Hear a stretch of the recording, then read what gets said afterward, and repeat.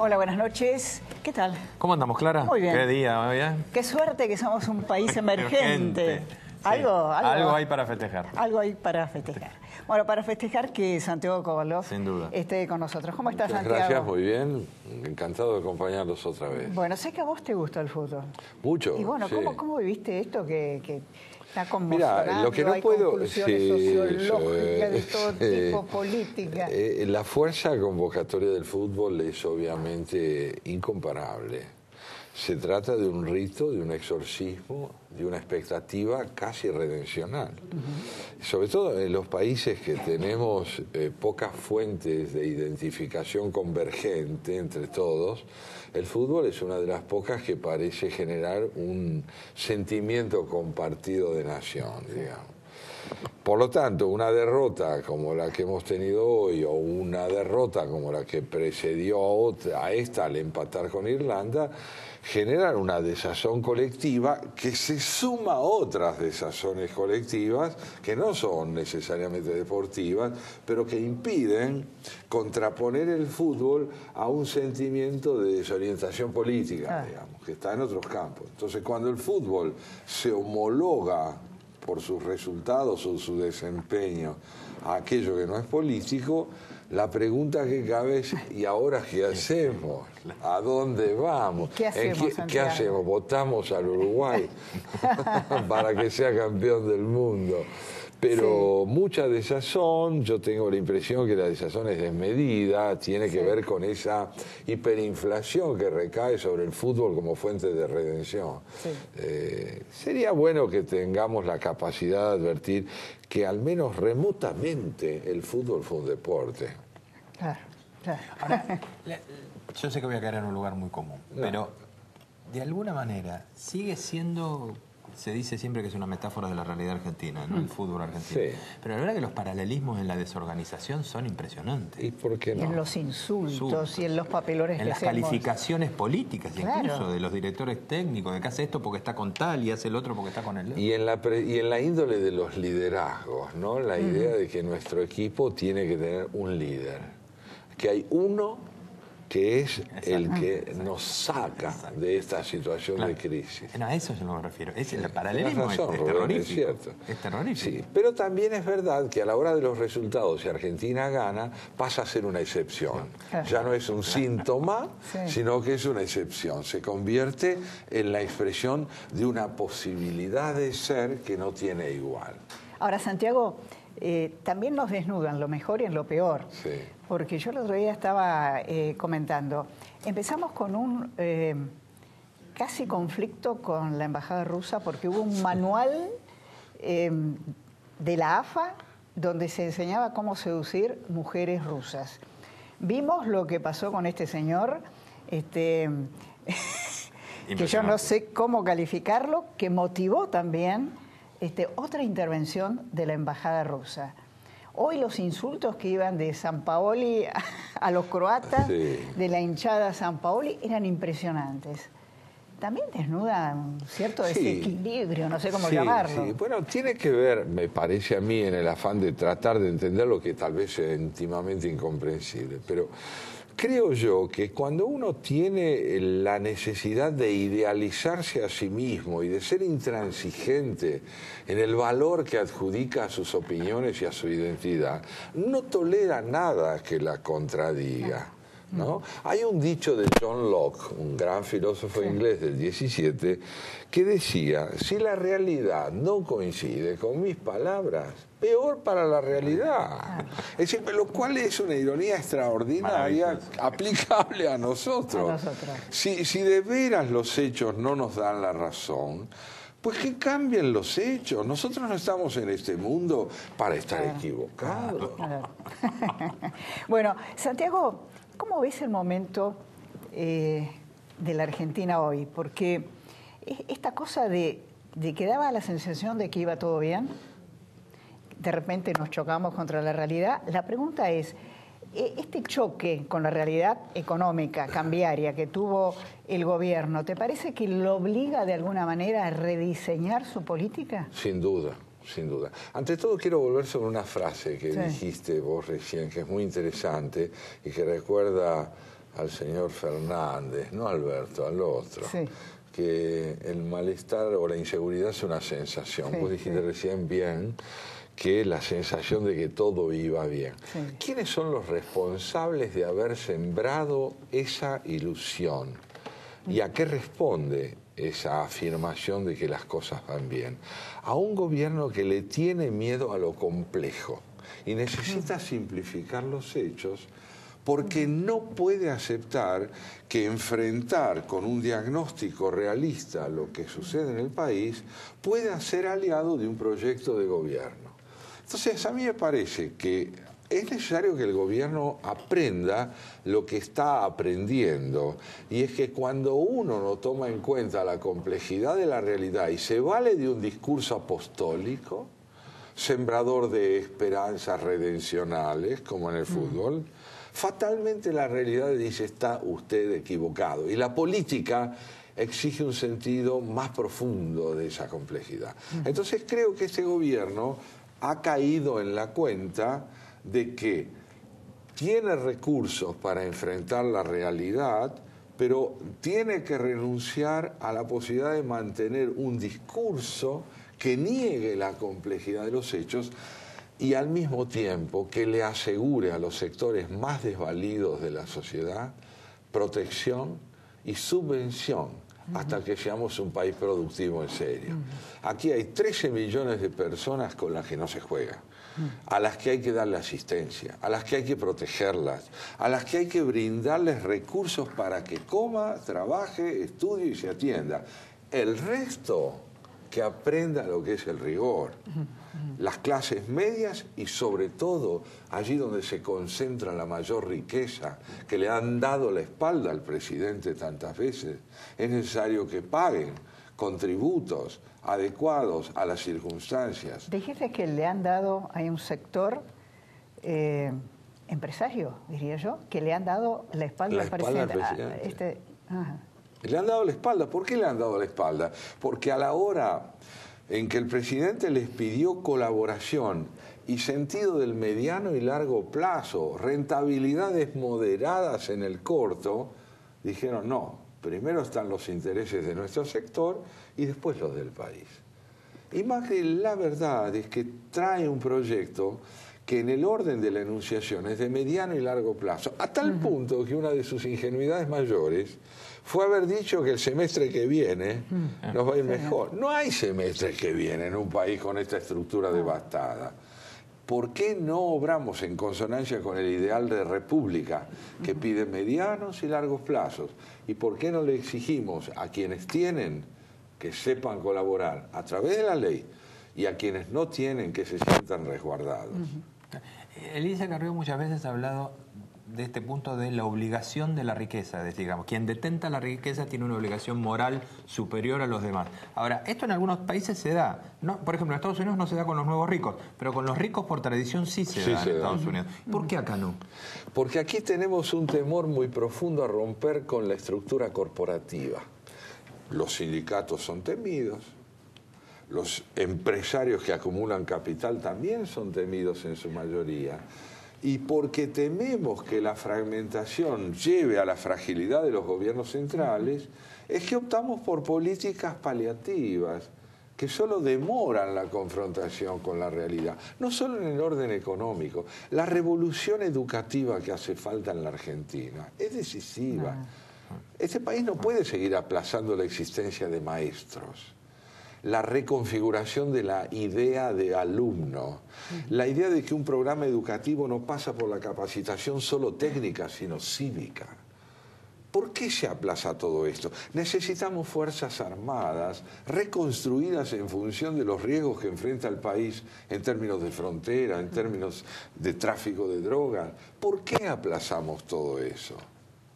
Porque es complejo. Porque es complejo. Porque es complejo. L'hai detto te. Eso es, ahora, exactamente. Esta definición tuya de la complejidad me parece brillante. Pero, ¿eso lo podemos equiparar a vagancia en algunos casos?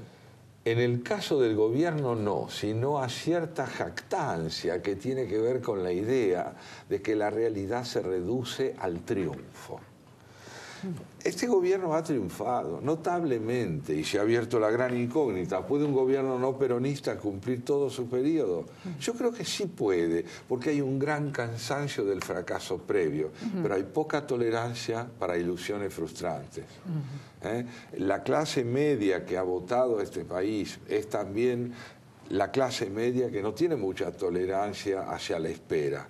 No obstante, este gobierno ha generado en la provincia de Buenos Aires un extraordinario apoyo a través de María Eugenia Vidal, que se ha convertido en una líder creíble, en una persona que habla desde el dolor y la comprensión de la gente a la que se dirige. De hecho, es la dirigente política de mejor imagen. Sí. Es decir, en un momento en que están todos cayendo, incluso algo ella se mantiene en un nivel aceptable. Su rol ¿no? en esta crisis, en ese sentido, ha sido clave. Fundamental. Es la cara de la tranquilidad y de la permanencia en esta crisis. Hay dos personas que se complementan en ese sentido. Carrió, con su exigencia de la ética, al no ser transigente con eso, al exigir eticidad, prueba que el presidente tiene una enorme plasticidad porque es su aliado, más allá de sus diferencias. Y María Eugenia Vidal demuestra que cuando uno habla desde una experiencia vital similar al de aquellos a quienes se dirige, es creída. Vos, por lo que estás diciendo, ¿crees que el gobierno pecó de exceso de duranbarbismo? Sí, me parece que sí, que está... Esa cosa del optimismo, del semestre. La idealización del triunfo por sobre la comprensión de la tarea. Fíjate, en mi vida de escritor suele haber cosas como esta. Yo termino un libro y lo entrego, ¿no? Me dice, che, ¿y el próximo para cuándo? Yo estoy extenuado. Recién terminé un libro, trabajé 5 años. ¿Por qué no hablamos del proceso que me llevó a la realización de esa obra y de la satisfacción de haberla terminado? En la Argentina no se toleran los procesos. Y los gobiernos que no comprenden que tiene que enseñar a parir en 9 meses y no en 2, es un gobierno que se hace aliado de esa fantasía de la política como un recurso redencional. ¿Cómo has visto el tema de la discusión en la Cámara de Diputados de la ley de despenalización del aborto? Porque ahora va a pasar a senadores y ahí va a haber un conflicto político. Hoy había bastante ruido porque, de hecho, la presidenta del Senado parece que no tiene la misma idea que quienes en Cambiemos apoyaban y está dividiendo en comisiones, prolongando la discusión. En primer lugar, yo querría decirles que lo que se está discutiendo es decisivo.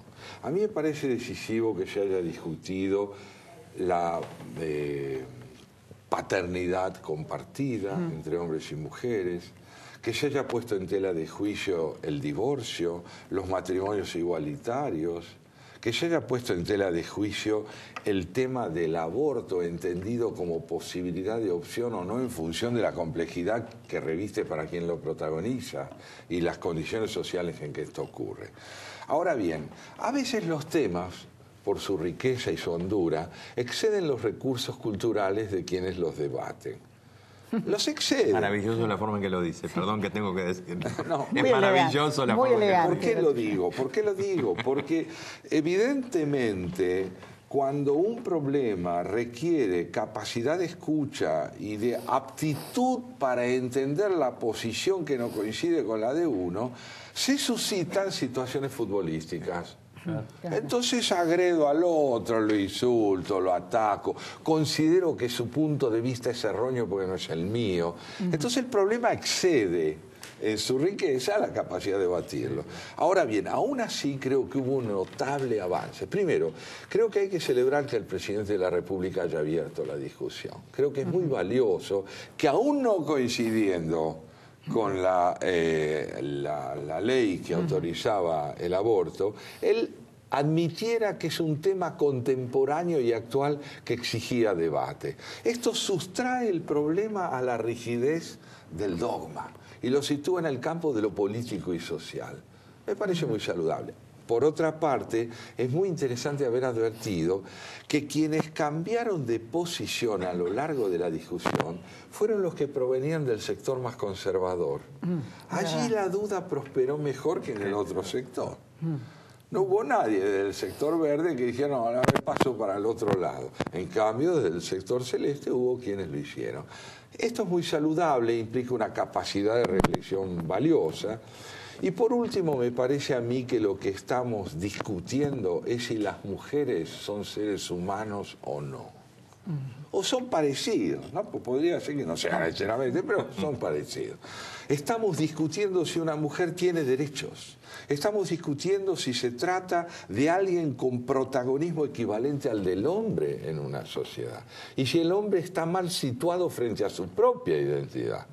A mí me parece extraordinario que todo esto se discuta.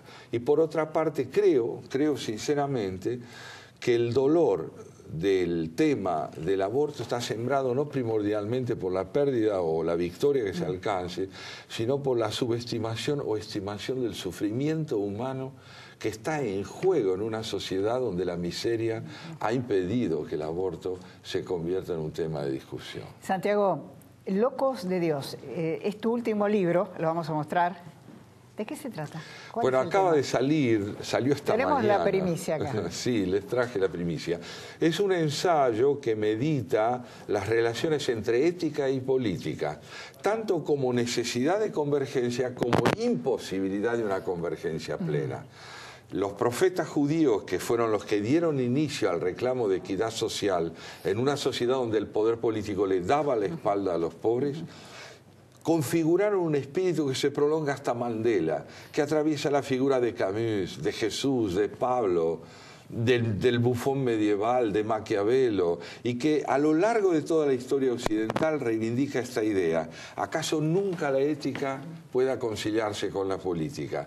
Pero es imprescindible que se luche para que la política no tenga la última palabra si está divorciada de la ética. Es un libro, ya, se lo va a llevar lamentablemente, porque nosotros lo vamos a comprar. Está recién salido del horno. Es el único ejemplar que tengo. Santiago, quiero compartir con vos porque murió Dante Caputo. Dante Caputo, un hombre de pensamiento, que uno podía estar de acuerdo con él o no en todo lo que pensaba, pero realmente era un placer poder entrevistarlo, poder hablar con él, pero además es un hombre que ya pertenece a la historia. Sin duda. Porque junto a Alfonsín, la intervención del Papa Juan Pablo II impidió nada más y nada menos que una guerra, la guerra con Chile. Y solucionó un conflicto. A ver, yo siempre digo que, y lo decía hacer, la relación que nosotros tenemos con un país que es absolutamente complementario con Argentina, como es Chile, y la relación que estamos tejiendo hoy, se la debemos a Dante Caputo. Dante Caputo fue el que terminó con el 80%, con casi el 95% de los temas que podían dividirnos con los chilenos. Es un tema fundamental para la geopolítica argentina del futuro. Yo lo conocí muy bien. Fue un hombre con el que tuve una relación personal en muchos momentos porque colaboré en la revista que él dirigía durante la campaña electoral. No, un hombre realmente que yo además lo tengo muy unido a mi carrera, porque cuando yo empezaba participé en ese famoso debate que también hizo historia con Sadi. Con Sadi, sí. Y yo recuerdo, esto se los cuento, que una vez terminado ese debate, los partidarios de Sadi se lo llevaron en andas al senador porque dijeron que había ganado el debate. ¿Te acordás cómo salió el sí y el no después? Un 80%. 82% el sí. Qué formidable. Así ¿no? que una figura Caputo extraordinaria. introdujo el pensamiento en la política argentina en un momento en que solo imperaba el dogma y las simplificaciones. Una gran figura. Vamos a recordarlo ahora en una parte de ese debate y seguimos con la economía que viene. Sí, a ver si lo logramos. Veámoslo. Yo le pregunto, senador, concretamente, ¿cuáles son los argumentos? No me ha contestado la pregunta. Previamente contésteme la pregunta. Yo pedía que no fuera interrumpido en el uso de la palabra, señor moderador. Senador Sadi, por favor. El problema fundamental, senador, insisto, es en la debilidad frente a todas las instancias en las cuales se discutió este tema de los argumentos que fueron esgrimidos por la Argentina.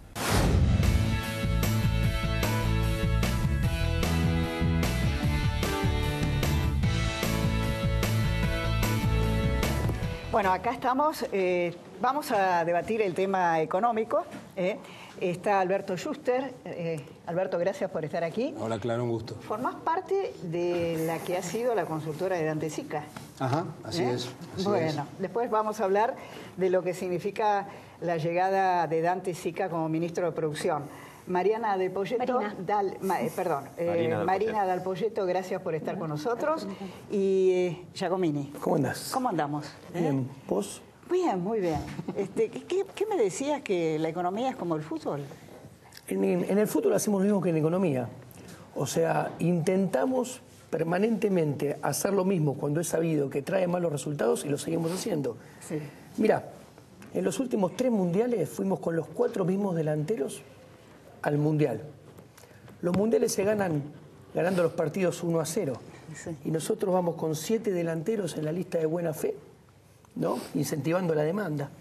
Y vamos con solamente 2 volantes de contención que tienen 30 y pico de años y corren poco ya.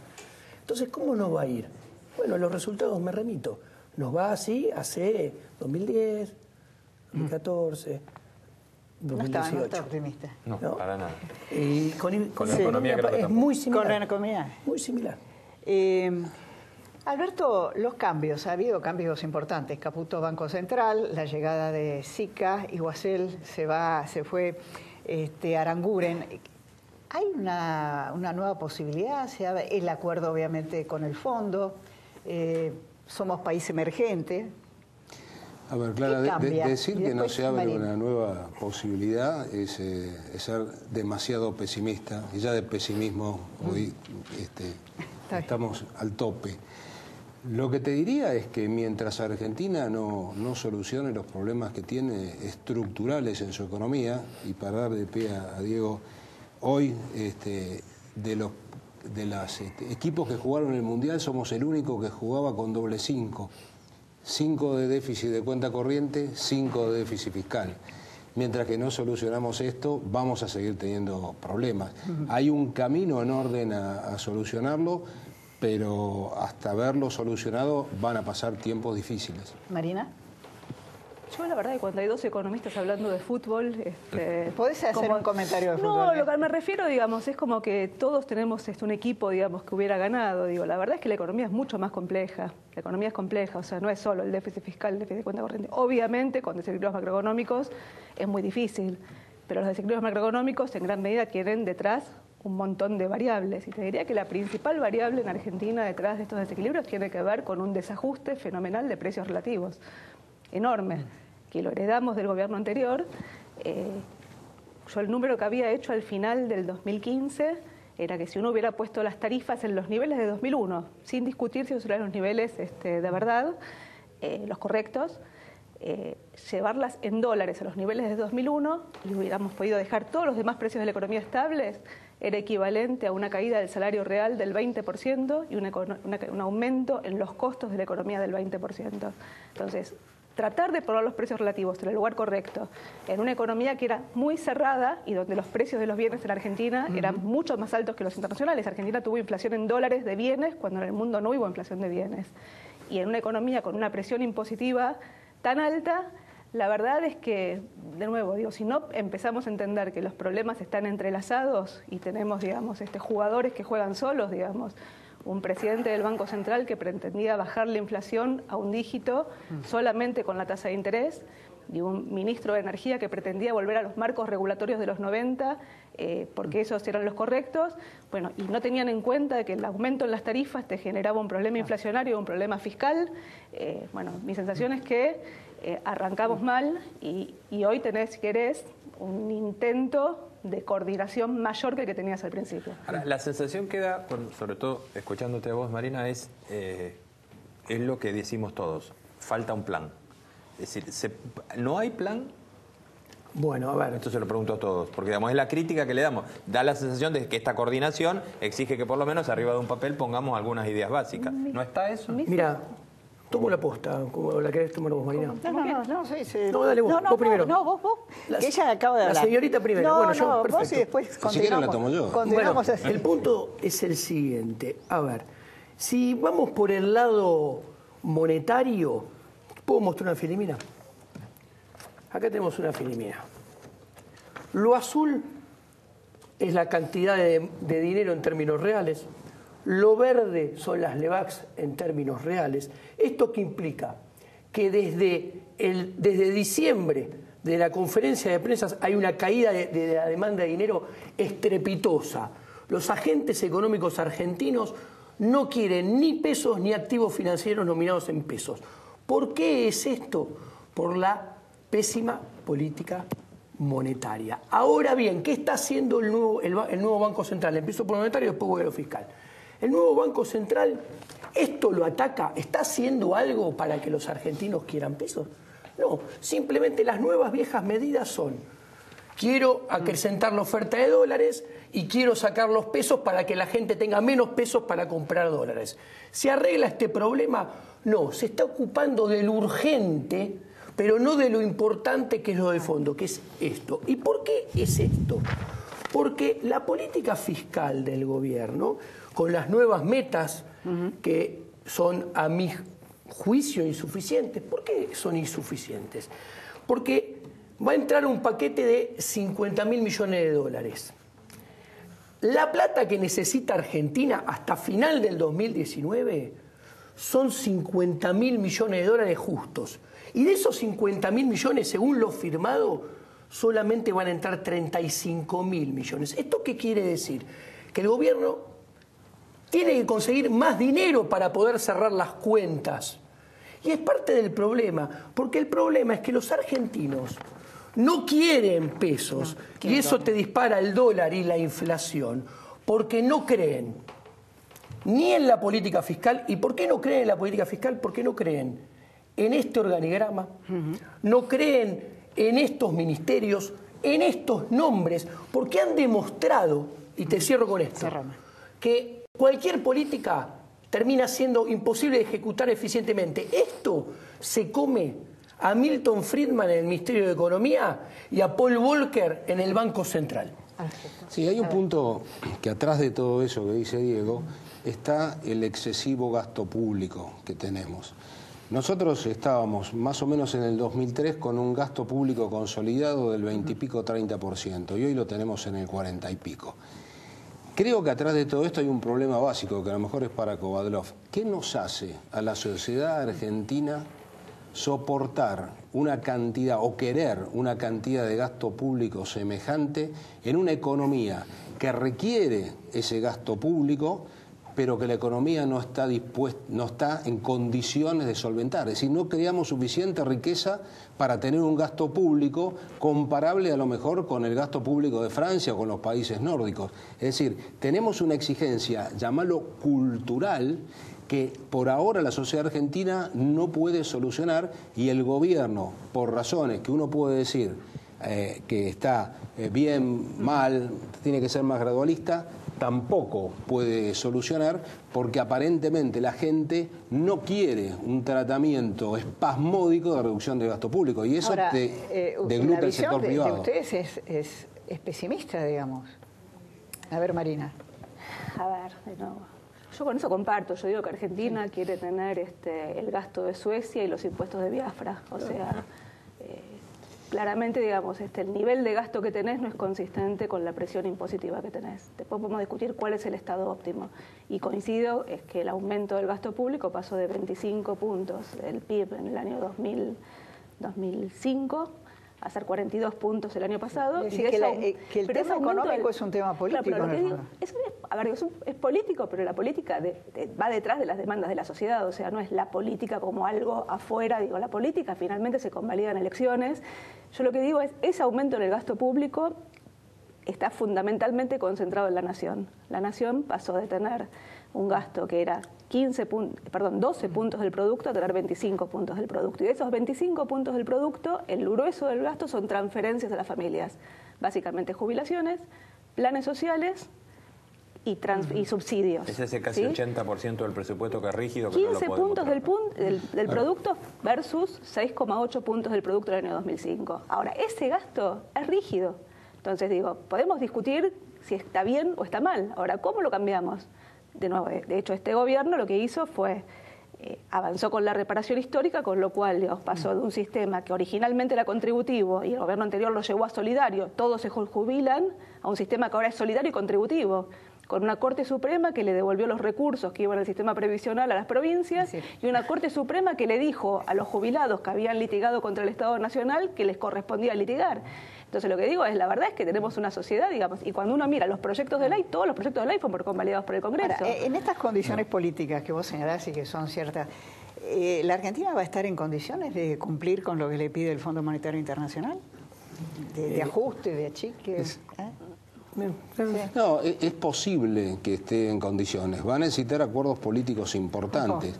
Pero además, Clara, nosotros no podemos seguir con una cuenta corriente de 5% del producto porque, bueno, ahora se corrigió rápido el tipo de cambio, ¿no? Esto te va a evitar el año que viene o parte de este año que se te vayan tantos dólares por turismo. Eso va a ser positivo. Pero por otro lado, Argentina tiene un costo total salarial por hora trabajada que es muy alto respecto de la productividad que tiene Argentina. Entonces, esto es como una sábana corta. Uno tira por un lado y deja por el otro. Mira, no, que es una sábana corta, yo digo que es una mantita de bebé, o sea, ni siquiera sábana corta. Sí, yo creo que Argentina se está dirigiendo a... Lo voy a tratar de decir bien conciso. En 2018-2019, la inflación va a ser más alta que en 2016-2017. Cuando tomamos todo el mandato de Macri, 2016-2019, toda la inflación va a ser más alta que la inflación acumulada en el segundo mandato de Cristina Fernández de Kirchner. Vamos a terminar con un PBI per cápita a final de este gobierno, en 2019, que es lo que importa, más bajo, 3 puntos porcentuales más bajo que el 2015. Cuando miremos y contabilizamos los 50.000 millones del FMI, te vas a llegar a dar cuenta que en 2016 te endeudaste por 35.000 millones de dólares, en 2017 por 32.000, en 2018 por 32.000 y en 2019, prorrateando, por 30.000. ¿Qué quiero decir? En los 4 años de este gobierno, en promedio te endeudaste siempre igual a un ritmo de 32.000 millones de dólares por año. ¿Qué quiero decir? Para tener más inflación que antes, menos PBI per cápita que antes, mismo nivel de inversión, vas a tener... Este modelo económico es un fracaso para vos.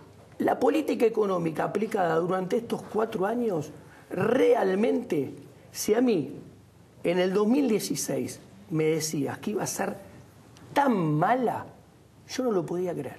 No lo hubiera creído nunca. A ver, esto es como sacar un crédito hipotecario el más caro de todos, o el crédito más alto, más caro de todos, y no te compraste la casa, seguís alquilando, no invertiste para mejorar la productividad y la producción de tu pyme, o te endeudaste y no le pagaste el posgrado a tus hijos. Eso es Argentina después de estos 4 años.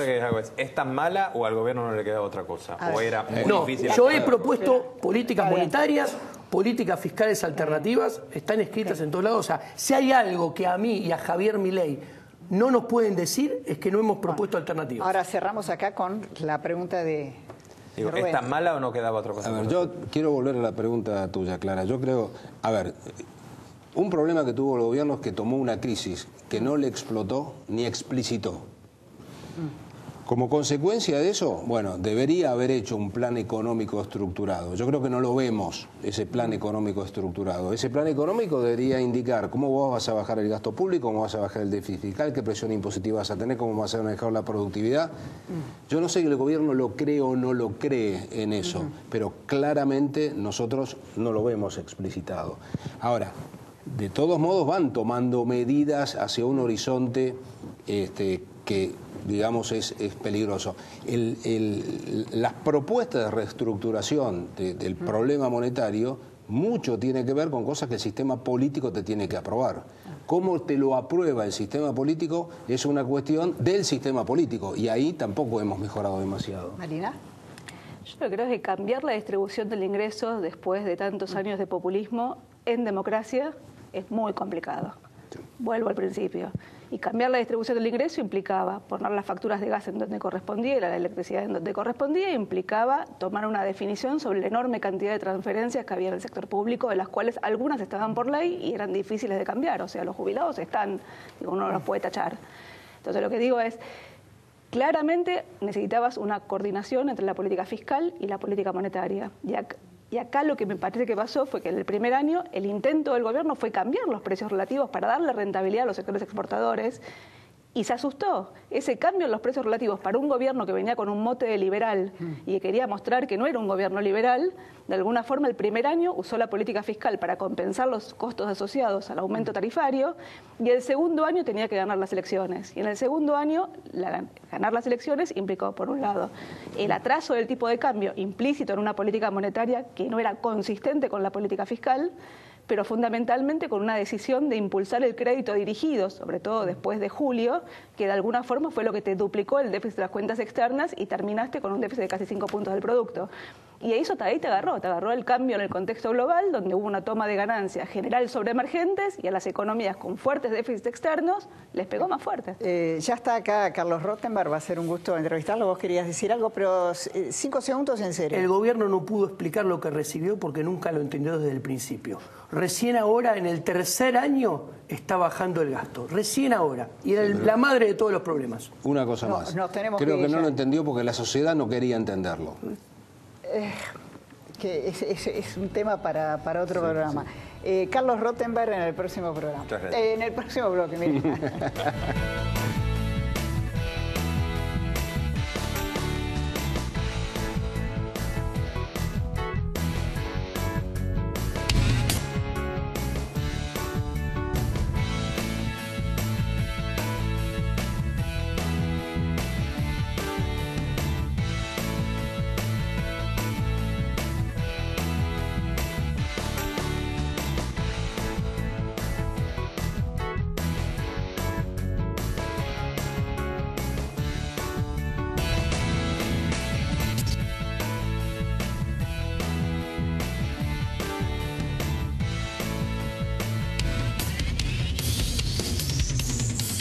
Neo 1825.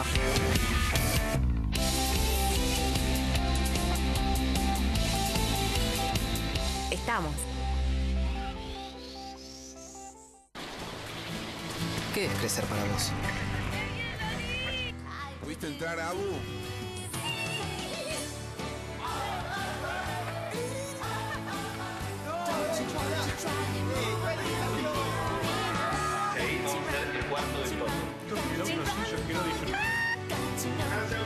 Para cada uno, crecer es algo distinto.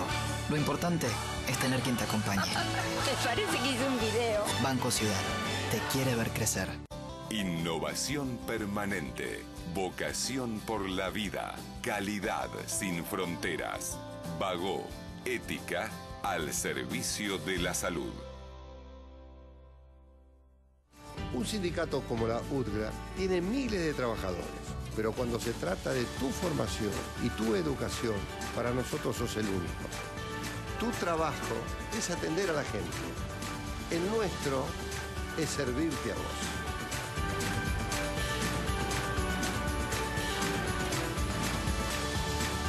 Educación gratis y a tu alcance. UTGRA, unidos por el bien común. SAME Provincia ya está cuidando a 8 millones de bonaerenses y seguimos trabajando para llegar a todos. Si querés saber más, ingresa en gba.gov.ar/salud. Buenos Aires Provincia. Entre todos, podemos más. Vivimos en una región que es la reserva alimentaria del planeta, donde la sanidad animal está presente, la producción crece y evoluciona día tras día. Y en eso estamos juntos, produciendo más carne y más leche, gracias a su manejo profesional y a nuestras soluciones en sanidad. Biogénesis Bagó, la evolución de la salud animal.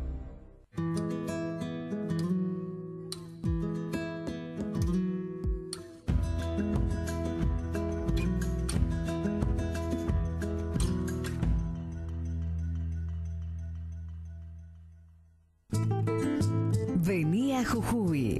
Viví tradiciones ancestrales. Hacé real el milagro de la fe. Disfrutá coloridos cerros, vastas yungas y la maravilla de la puna. Descubrí Jujuy. Sé parte del patrimonio de la humanidad en la quebrada. Vení a disfrutar. Jujuy es energía viva. Más información www.turismo.jujuy.gov.ar.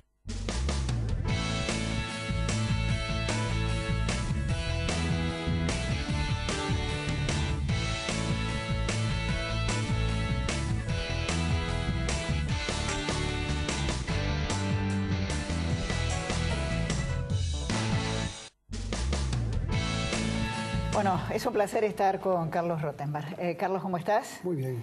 Bueno, Carlos, sos uno de los empresarios más importantes del país, empresario teatral, además un hombre muy comprometido como ciudadano, con todas las cosas que nos pasan. ¿Cómo afecta al negocio del teatro este país que va a los bandazos? Porque ahora nos encontramos en medio de una crisis, pero venimos de otras crisis, ¿no? El otro día nos decía Tata Joffre que cuando vos hablas de esta crisis, después de la otra, en realidad estamos en decadencia, porque juntamos tantas. Pero ¿cómo enfrentás vos, un hombre que tiene que invertir, que tiene costos, que tiene empleados, que tiene actores y que arriesga, porque el teatro es puro riesgo, frente a un panorama tan volátil? No creo que el teatro sea muy diferente en el sentido del riesgo y de las maniobras que hay que ir haciendo. Yo hace 43 años exactos que hago lo mismo. Por lo tanto, como bien decís, hemos pasado altas y bajas y tratando siempre de acomodarnos a la época. Cuando digo, por ejemplo, acomodarnos a la época, y vos hablaste de la palabra inversión, en el 2001, de un teatro, en el caso nuestro, el Blanca Podestá, Corrientes y Talcahuano, lo demolimos para hacer el multiteatro, que ya lleva 18 años. ¿Con qué criterio? Muy simple, cualquiera que haga dos números lo tiene claro. Prorratear gastos fijos, como hicieron las pantallas de cine cuando tuvieron que reconvertirse, buscando multiplicar, en nuestro caso, butacas y escenarios que son fuente de trabajo, pero no el costo fijo que significa la puesta en marcha del engranaje teatral. Por lo tanto, tenés una mayor posibilidad, al menos, de ingresos, con un costo fijo disminuido si lo haces por escenario. Eso fue en el 2001. ¿Qué estamos haciendo hoy en el 2018? Haciendo lo mismo en otro edificio histórico, que fue el Tabarís, en Corrientes al 800. Pensamos en 2 meses poder inaugurar 3 salas ahí, buscando el mismo criterio, que si el costo fijo es 10, en 3 salas no es 30, es 15. Y eso te permite que per cápita de sala te cueste 5, lo que te costaba 10. Es una manera muy particular en lo nuestro, pero no hay duda que el teatro es una radiografía espectacular de la clase media. Si yo voy tomando lo que una entidad centenaria como ADET, que es la Sociedad de Empresarios de Teatro, que cumple 100 años ahora, el 21 de septiembre, nos va arrojando año tras año los datos de sumas y restas de espectadores en el país, divididos por localidad, y después lo miramos contra el mapa de lo general y vemos entonces que la clase media es nuestra principal clientela, que cuando la clase media tiene un peso que le sobra, puede acompañar una actividad suntuaria como es la nuestra, y cuando el bolsillo se aprieta un poco, rápidamente se notan las boleterías. Y eso, en este momento, la curva, ¿cómo la podés marcar? Porque analizamos variables de todo tipo durante la crisis. Esa es una importante, porque si analizamos supermercados, si analizamos ropa, podemos analizar teatro también. ¿Cómo marcás la curva de estos últimos 2-3 meses? Muy fácil. Mayo, 16.2 espectadores globales en Capital Federal, ya auditado contra mayo 2017. 16.2%. Significa, por ejemplo, que sobre 200.000 boletos vendidos en mayo del 2017, fueron 166.000 en mayo del 2018. Agravado en un parcial en la primera quincena de junio, donde nos está dando, en las 2 primeras semanas, contra las 2 primeras semanas de junio, 27% menos. de boletos vendidos. Por supuesto, influyen otras cosas, además de la coyuntura política, económica y social. Influye el Mundial, que algo tiene que ver. Influye también los primeros fríos. En nuestra actividad tenemos una frase que se llama la cuesta de junio, y la cuesta de junio, pero claro, la cuesta de junio es el frío de este junio y fue el frío de junio pasado también. Y sin embargo el porcentaje fue en baja. Carlos, vos como hombre de teatro, ¿cómo ves esta grieta, esta división que hay en los actores? A mi juicio a veces un poco violenta, ¿no? Intolerante. ¿Cómo la vivís? Vos convivís con ellos. Yo no vivo la dieta sí vivo. Como buen gordo de dieta, es un acto fallido hermoso. Un acto fallido hermoso. Todo Cambio grieta por dieta. Yo también la vivo. ¿También? Bueno, más lindo hablar de dieta que de grieta. Yo hace muchos años, pero muchos quiere decir no menos de 5, dije que la grieta era un muy buen negocio. Un muy buen negocio fundamentalmente para el medio de ustedes, los periodistas, donde completaban no solamente contratos, formatos televisivos, de otro tipo de formatos, donde exasperar eso también llevó de alguna manera a que se logre con algunos actores. Ahora, yo que tengo 61 años, por lo que escuché cuando era chiquito y a lo largo de mi vida, la grieta existió siempre. Lo que pasa es que ahora se puso más sobre el tapete y llegó, casi diría, a la mesa familiar, cosa que antes era a lo mejor un poco más impensada. Igual me cuenta la historia que mucho más atrás, peronistas y antiperonistas también tenían la grieta en la mesa familiar. Claro, yo me acuerdo que mi abuelo me decía, bueno, de acá se tuvo que ir Niní Marshall, por ejemplo, y el otro me decía, bueno, Tita Merelo se quedó sin trabajo cuando cayó Perón. Libertad Lamarque. Libertad Lamarque. Yo creo que la grieta entre los actores se sostiene, por un lado, por lo que pudo adrede provocar, de un lado o de otro, sin importarme de dónde, una imagen periodística general, pero fundamentalmente por las redes sociales, que permite que bajo el anonimato de cualquier cuenta creada se digan barbaridades, se multipliquen, se sostengan, e incluso desde estamentos oficiales se pueda, lo que llamamos los trolls, multiplicar a lo mejor el mismo comentario con distintos apellidos firmantes, que no son apellidos auténticos, y uno empieza a descubrir que está bastante manijeada, como dicen los chicos, el tema. Me parece que es triste lo que pasa, pero tampoco llega del todo a influirnos en el trabajo cotidiano. No, porque yo recuerdo que en la época de Alfonsín trabajamos con mi amigo Luis Brandoni, y como Brandoni era asesor del gobierno radical de entonces, nos pintaban en lo que hoy es el Teatro Apolo, antes se llamaba Teatro L'Orange, carteles en contra de Brandoni por ser radical. Ahora Brandoni lo silbaron ahora en el Martín Fierro. Sí, también. No los Martín Fierro, seguramente en la puerta. En la puerta hubo una manifestación de trabajadores de prensa, como recuerdo claramente que en el año 89, cuando el Martín Fierro se hizo en el Teatro Broadway, en la Avenida Corrientes, también había manifestaciones, y donde en aquel momento lo que se decía, o la manifestación concretamente, era para que no se cierren los canales 11 y 13, cuando en realidad nunca se iban a cerrar, sino era la manera preliminar de adjudicarlos previamente por parte del gobierno de Menem, y que se crea que se cerraban nada más que para apurar la privatización. Por lo tanto, si alguien se asusta por manifestaciones en las puertas, me parece que no es tener memoria, porque yo por lo menos las conocí tantas, y la verdad que mientras la manifestación sea pacífica y mientras sea para expresar ideas, a mí no me asusta aunque me silben a mí. Pero es duro que te insulten. Pero si un programa de televisión puede insultar a la primera investidura presidencial, o sea, puede Yo estoy de acuerdo con vos. El periodismo también tiene... O sea, de nuevo, esto es un tema de... A mí no se me ocurre insultar, porque a mí me gusta discutir con argumentos y con ideas, a lo mejor equivocadas porque yo no tengo la verdad, pero mientras no sean esponsoreadas, porque esa es la otra parte.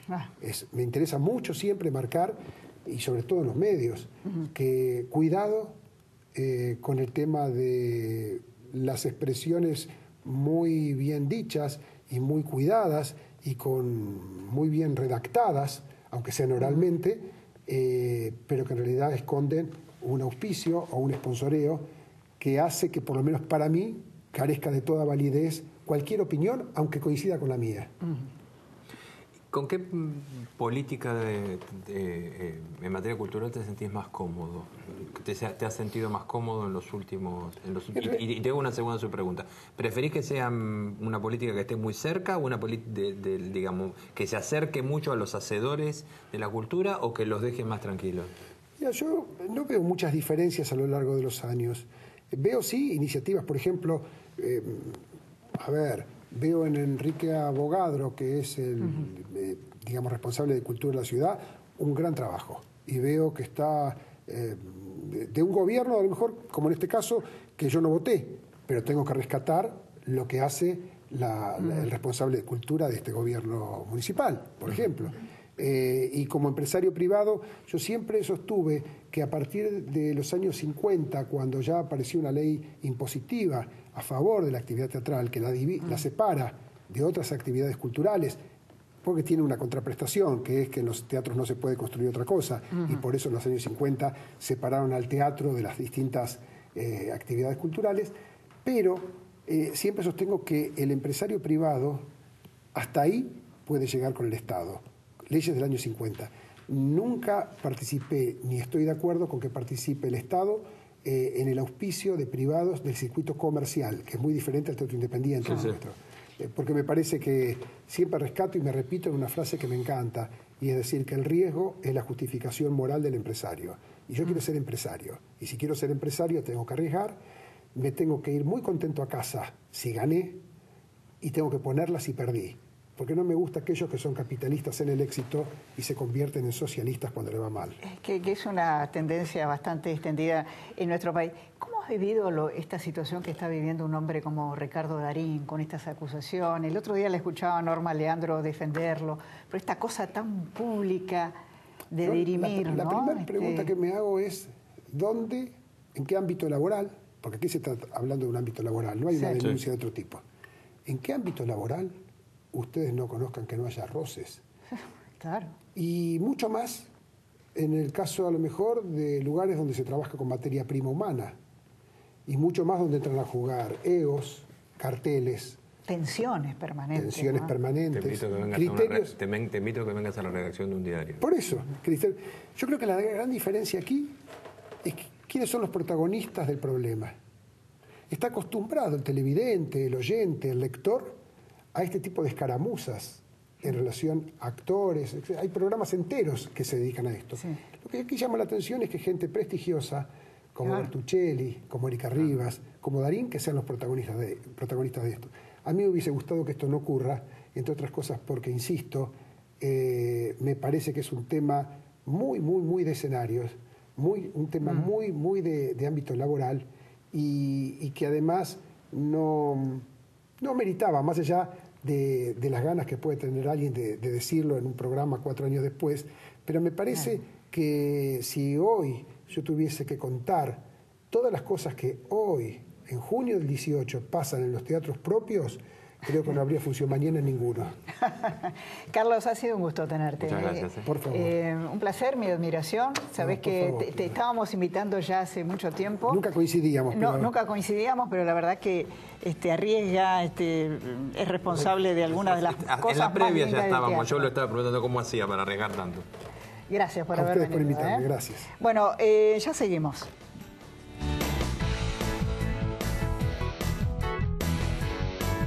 Centro te trae el mejor combo. Wi-Fi Zone con miles de puntos de conexión, 30 megas Wi-Fi para tu casa. Además, telefonía fija con 2.500 minutos libres. Y como si fuera poco, más de 60 canales HD. ¿Querés más? Convertimos todas las teles en Smart con acceso directo para ver Netflix, YouTube, Telecentro Play.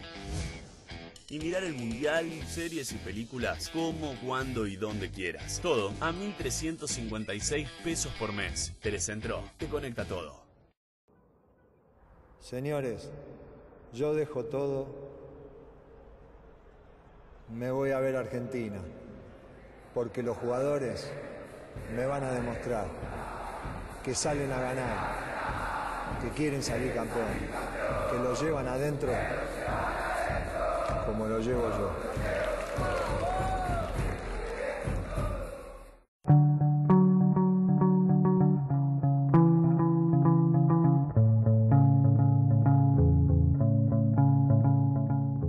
RNB Construcciones.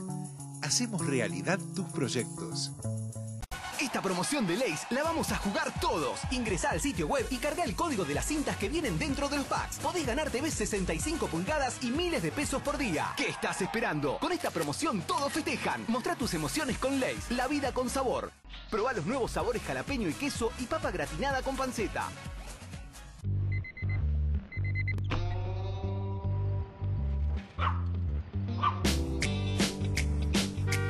Cuando te despertás con malestar, todo te pesa más. Para esos días existe Alical, un potente analgésico para el dolor de cabeza, más un antiácido para el malestar estomacal. Alical, doble acción, doble alivio.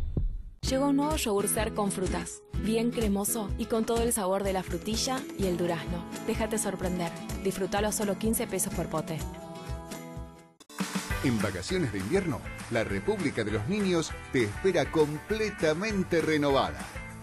Disfrutar de las mejores atracciones, casas y castillos, espacios verdes, museos, visitas guiadas y mucho más en el primer y único parque educativo del país. Te esperamos todos los días de 10 a 18 horas en Camino General Belgrano 1897, Gonet, La Plata. Si querés saber más, entra a www.republica.laplata.gov.ar o llama al 0221 484 1409. Y además, entérate de las últimas novedades en Canal 26. República de los Niños. Visítanos estas vacaciones de invierno. Te esperamos. Provincia Seguros te presenta su nueva app. Bájala y tené lo que necesitas a un dedo de distancia. Accede a tus pólizas, a la tarjeta de circulación y Mercosur, siniestros, denuncia y seguimiento online, asistencia al vehículo. Planificás y manejás tu tiempo porque sabés al instante dónde está el auxilio y mucho más. Todo lo que necesitas a un dedo de distancia. Nuestro compromiso es con vos. Provincia Seguros, una empresa del Grupo Provincia. Esta promoción de Lays la vamos a jugar todos. Ingresá al sitio web y carga el código de las cintas que vienen dentro de los packs. Podés ganar TVs 65 pulgadas y miles de pesos por día. ¿Qué estás esperando? Con esta promoción todos festejan. Mostrá tus emociones con Lays, la vida con sabor. Probá los nuevos sabores jalapeño y queso y papa gratinada con panceta. Intenté dejar de fumar muchas veces, pero cuando ella llegó a mi vida, me decidí. Por eso elijo Nicotinel. Duplica tus chances para dejar de fumar con Nicotinel, avalado por la Asociación Argentina de Tabacología. Ponele un tacho de amigo. Ponele lo mejor. ¿Y vos qué le pones a la receta de tu vida? Natura, calidad de vida. Muchachos, escuchen una cosa. Hay que dejarlo todo como en el potrero, donde sabíamos que en cualquier momento el dueño de la pelota te suspendía el partido. Dejemos todo, menos de jugar, ¿eh? ¡Vamos a jugar! ¿Te tropezaste y no das más del dolor? Probá Ibuevanol Max Rápida Acción. Alivia dolores tan intensos como el muscular, de cabeza y de muela. Ibuevanol Max Rápida Acción. Eficacia contra dolores intensos, no solo para esos días. En Danet nos preguntamos, ¿hasta dónde llegarías por algo dulce? Nosotros llegamos muy lejos para traerte de Italia el sabor inigualable de sus avellanas. De Madagascar, la dulzura de su vainilla. Y de Bélgica, la intensidad de su chocolate. Así creamos los nuevos Danet Colección, que están buenísimos. Danet Colección. ¿Estás para algo dulce? Estás para un Danet.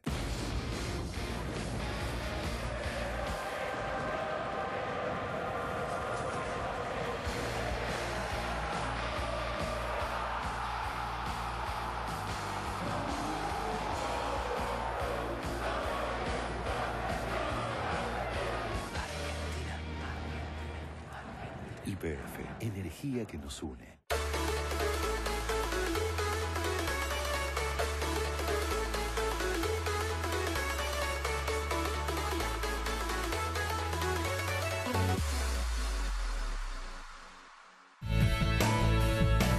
Bueno, Rubén, estamos en el final del programa. Nos estamos yendo. Qué interesante lo que decía y nos dijo Carlos Rottenberg, ¿eh? Excelente, excelente. Me quedo con esta última Repetilo. frase que yo lo quería repetir, que él no quiere ser capitalista en el triunfo y socialista en los fracasos, ¿no? ¿Qué es lo que le pasa un poco a muchos en la Argentina? Es esa patria subsidiaria que los que fracasan van corriendo a buscar el subsidio y pretenden que el Estado se los cubra, ¿no? Bueno, llegamos al final del programa. Se lo dejamos todo a Fabián Llanola. Sí, señor. Y a sus noches selfie. Fabián.